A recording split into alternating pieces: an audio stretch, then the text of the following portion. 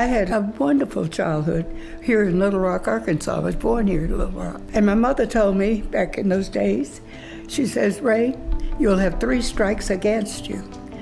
You're female, you're black, at that time the terminology was Negro, and you'll have a Southern segregated school education. But you can do or be anything you want to be, provided you're educated. And there's no such thing as men's work and women's work. But you've got to be educated and work hard. When I was about 7 years old, this was during World War II, the United States captured a German miniature submarine off of the coast of the Carolinas. And they brought it to downtown Little Rock on tour. And my grandfather took me down to see it. And they let me go up the little ladder and down the hatch. And I looked through the periscope and saw the dials and mechanism. And I said, what do you have to know to do this? And the guy giving the spiel said, you'd have to be an engineer, but you don't ever have to worry about that.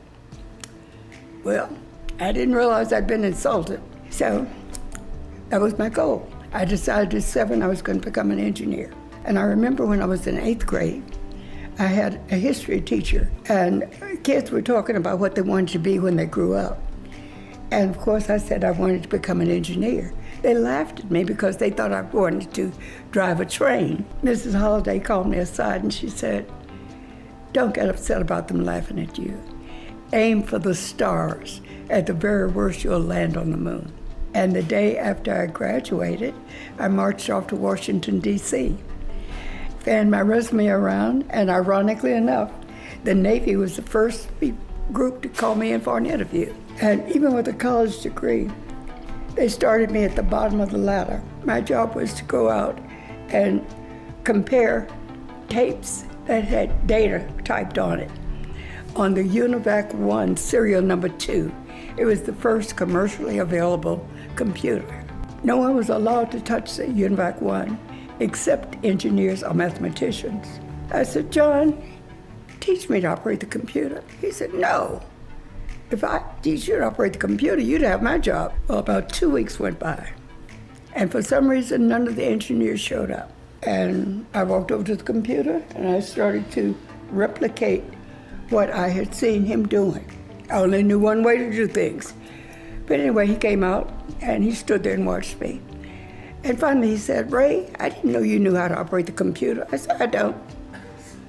He said, well, what are you doing? I said, well, I know how to do enough to get my job done. He said, fine. You know more than the rest of us. So from now on, this is your job.